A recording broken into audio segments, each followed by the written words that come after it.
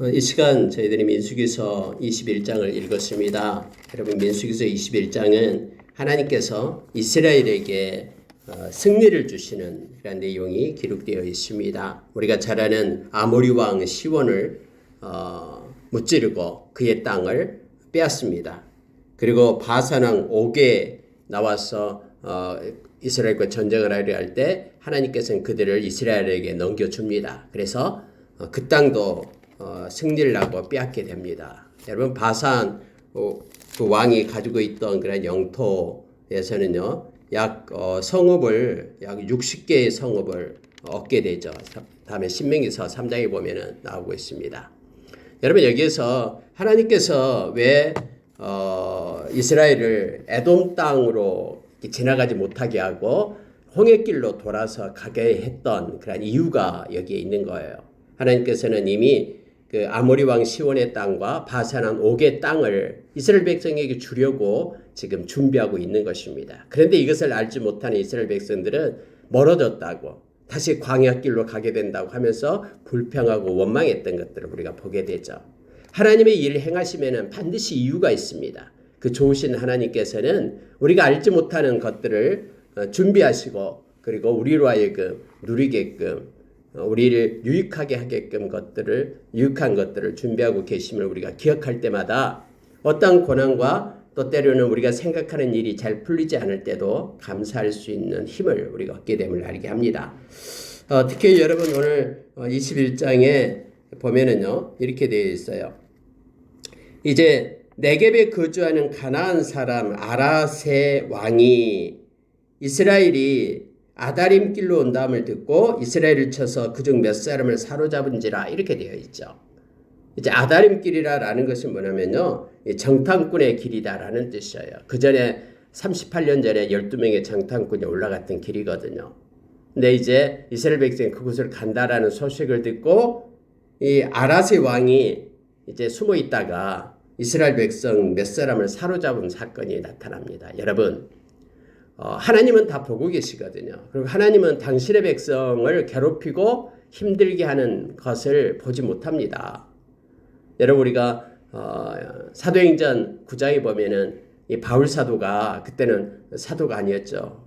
이 사울왕이 아니라 이 사울이었죠. 히브리 이름은 사울이고요. 헬라어로 말하면 헬라식 이름이 바로 바울이에요. 뭐 사울이 바울로 이름이 개명된 게 아니라 이 로마, 그때 당시 로마식으로 부르면 바울이고요.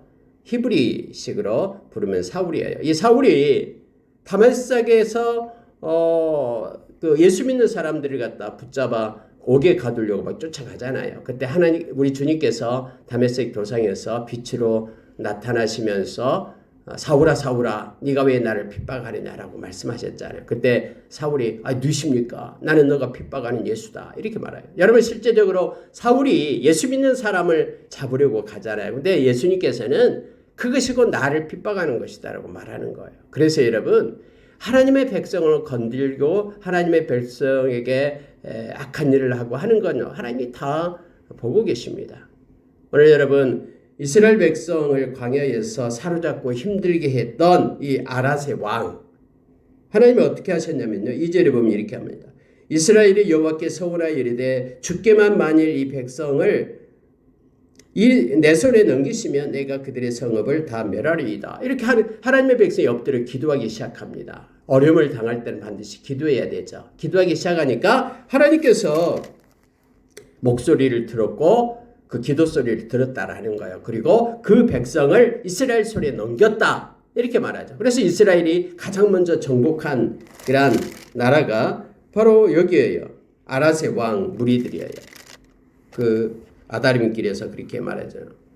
그래서 거기에 있는 성읍들을 다 멸하고 호르마, 이렇게 이름을 붙였다라고 말합니다. 이 호르마라는 뜻이 뭐냐면요, 완전히 멸했다라는 거예요. 완전히 그들을 멸했다. 왜요? 하나님이 넘겼기 때문에. 여러분, 성경을 보면은요, 아무리 그 힘센 장수가 있다고 해서 땅을 차지한 것이 아니다라고 말하죠. 아무리 달리기를 잘한다고 해서 먼저 도착한 것이 아니다, 하나님께서 그렇게 말씀하시잖아요. 그럼 어떤 이가 성취하고 마침내 승리하냐면요, 하나님께서 허락하신 이에게 승리가 있고 마침내 허락이 된다라는 거예요. 오늘도 여러분 여기서 이 왕에게 아라세 왕을 이스라엘 백성에게 하나님이 넘긴 거예요. 그렇게 말했잖아요. 여호와께서 이스라엘의 목소리를 들으시고 가나안 사람을 그들의 손에 넘기심에 그들이 성읍을 다 멸했다. 그래서 호르마 완전히 멸했다. 이런 이름을 얻게 됨을 보게 됩니다. 여러분 근데요 참 사람은 이 불평하고 원망을 잘합니다. 특히 이스라엘 백성에게 있어서 원망은 하나님 앞에 불평하는 것은 이것은 하나님에 대한 불신앙을 뚜렷하게 그 징후로 나타내 주는 것이죠.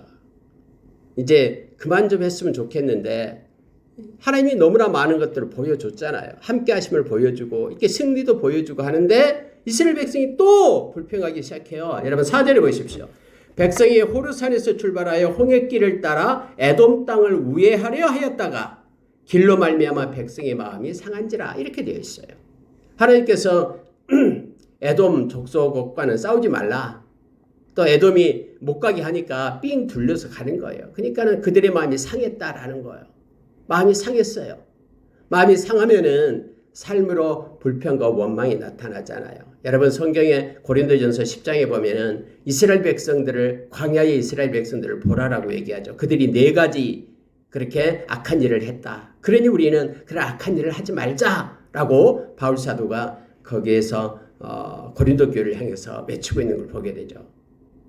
바로 이거예요. 원망이요 원망. 원망하지 말자. 불평, 불만, 원망하지 말자. 이것은 하나님의 능력을 믿지 않는 것이다라는 거죠. 하나님의 백성됨을 그들이 그 전능하신 하나님을 믿지 않고 백성됨을 기뻐하지 않는 것이다. 그래서 불평하지 말자. 우상 숭배하지 말자. 또 음란하지 말자. 그리고 하나님을 시험하지 말자. 하나님이 계신지 안 계신지 시험하지 말자. 그들이 그것 때문에 망했다 하면서 우리는 절대로 이 4가지는 하지 말자 하면서 고린도전서 10장에서 우리에게 가르쳐주고 있죠. 그들이 또 불평하기 시작한 거예요. 원망하기 시작한 거예요. 에돔을 돌아서 가니까 그들의 마음이 상한 거예요. 또 광야길을 가야 되냐 하면서 상했다라고 말합니다. 그러면서 여러분 5절에 보십시오. 백성이 하나님과 모세를 원망하되 어찌하여 우리를 애굽에서 인도하여 내어 이 광야에서 죽게 하는가? 이곳에는 먹을 것도 없고 물도 없도다. 우리 마음이 하찮은 음식을 싫어하노라. 여러분 놀라운 말을 하고 있잖아요. 원래 불평하고 원망하면 없고 없는 것만 찾는 거예요. 근데 또 하나를 말하는데 이 하찮은 음식을 싫어한다. 여러분 이 하찮은 음식이 뭐예요? 만나예요. 만나. 하나님께서 내려주시는 그들에게 주신 이 만나를 감사로 받지 않고 그들이 씨를 뿌리지도 않고 거둔 것인데 하찮은 음식이다라고 말하는 거예요. 그러니까 여러분 여호와께서 불뱀을 백성 중에 보냈다라고 말합니다. 막 불뱀이 그들을 물기 시작하는 거예요. 이 도구로 인하여 그들이 죽게 되기 시작합니다. 백성은 이걸 깨닫게 돼요.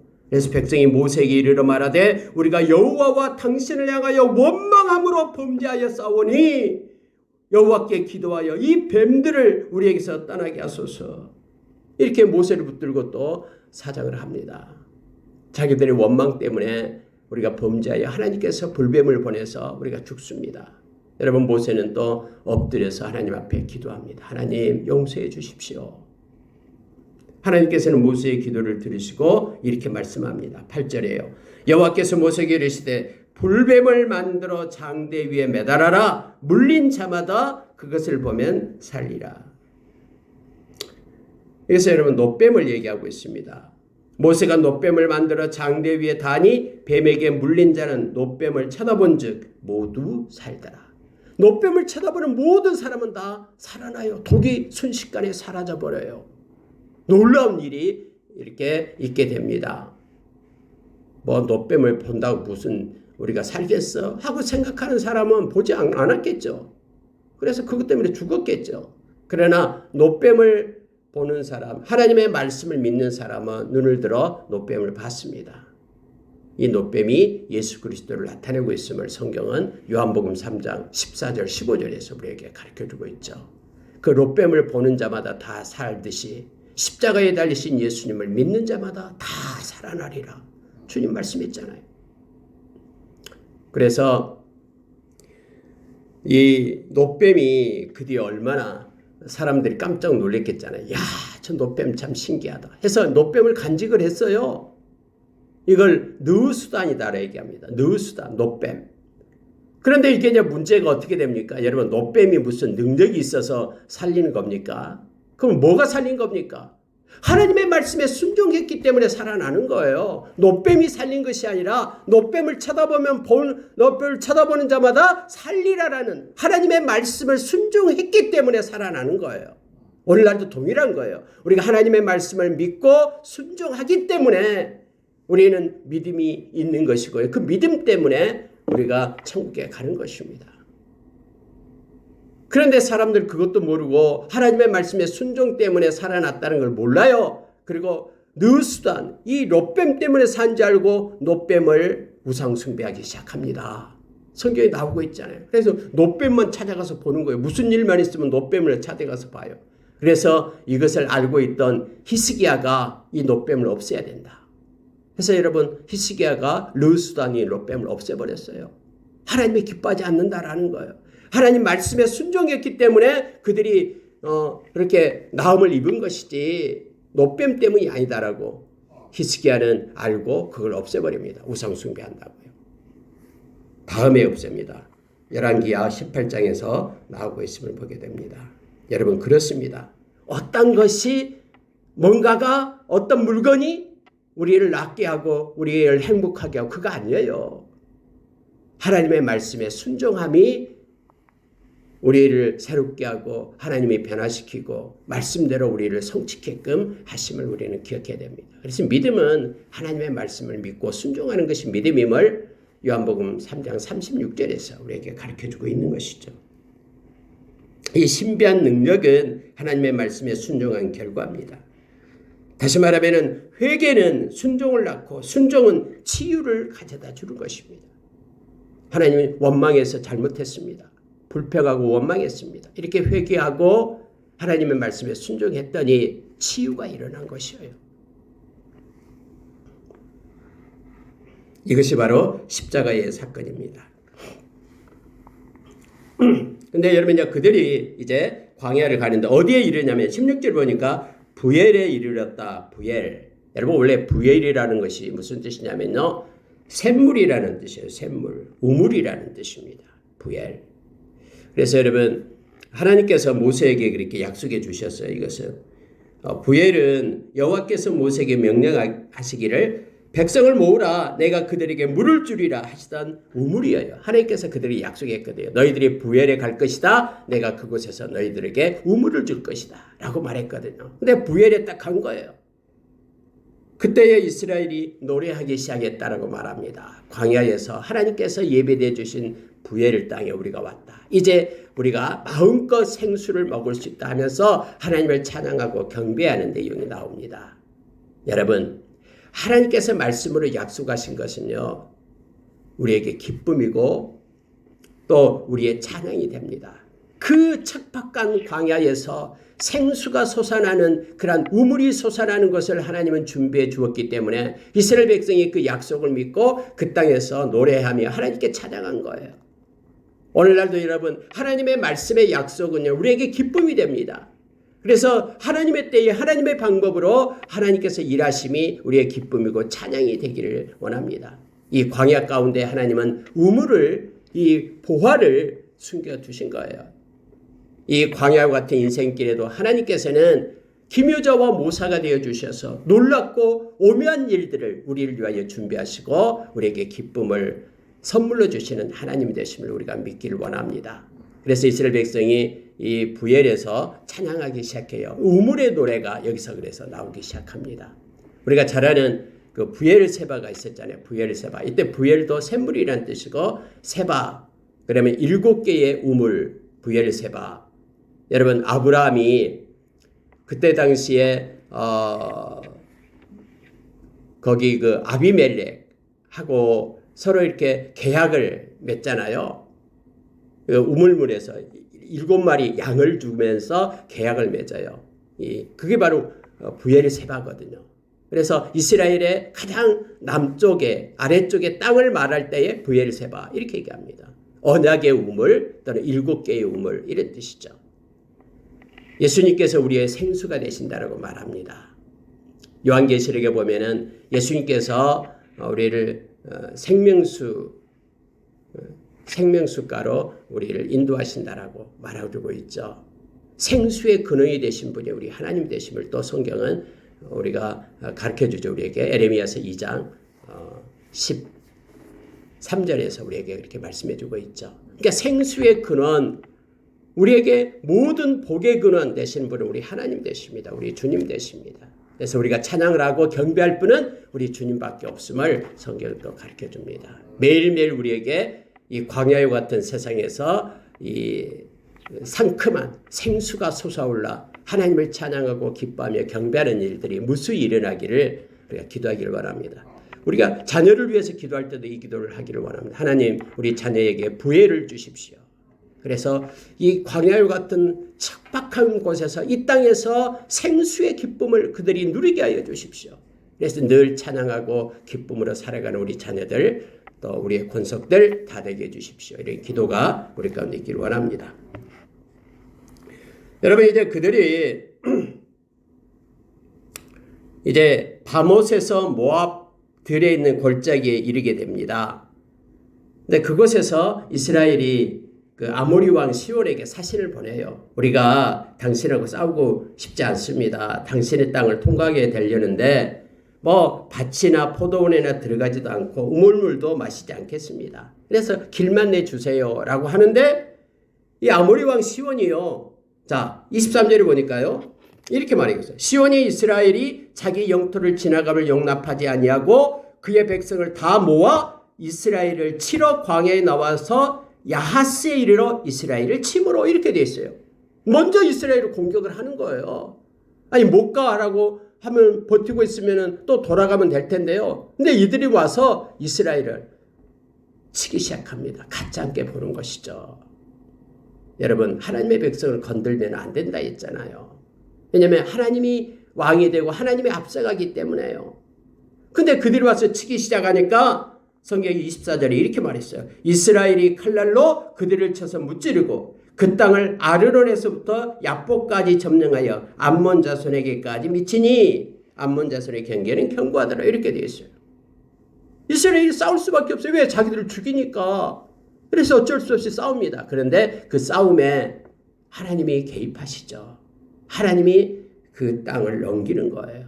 아모리 족속, 아모리 왕 시온의 땅을 이스라엘이 넘깁니다. 그래서 이스라엘이 승리를 해요. 여러분, 이스라엘이 광야 생활을 하면서 무슨 군사를 길렀겠습니까? 뭐 했겠습니까? 그런데도 하나님이 함께 하시니까요, 승리가 됩니다.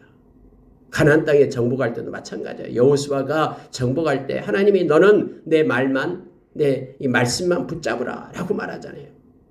그래서 승리를 줘요. 30만 명의 왕과 싸워서 이겨버리잖아요. 하나님이 개입하기 때문에, 전쟁은 하나님께 속한 거기 때문에 하나님이 승리를 주십니다. 그래서 여러분, 이 아모리 왕 시온의 땅을 이스라엘이 차지하는 거예요.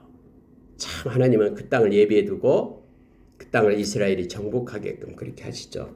그리고 또 하나가 있어요. 자, 31절입니다. 이스라엘이 아모리인의 땅에 거주하였더니 모세가 또 사람을 보내어 야세를 정탐하게 하고 그 전략을 빼앗고 그곳에 있는 아모리인들을 몰아내겠다는 게, 아모리인들을 다 가나안인들인데요, 다 정복하고 7족속 중에 하나죠. 그 땅을 차지하게 됩니다. 이제 바산길로 올라가는데 바산 왕이 또 나타나요. 옥이, 바산 왕 이름이 옥입니다. 그가 그의 백성을 다 거느리고 나와서 그 지를 맞아 에드레이에서 싸우려 하는지라. 못 간다라는 거예요. 이 바산 왕도요. 하나님께서 모세에게 이렇게 말합니다. 34절에 여호와께서 모세에게 이르시되 그를 두려워하지 말라.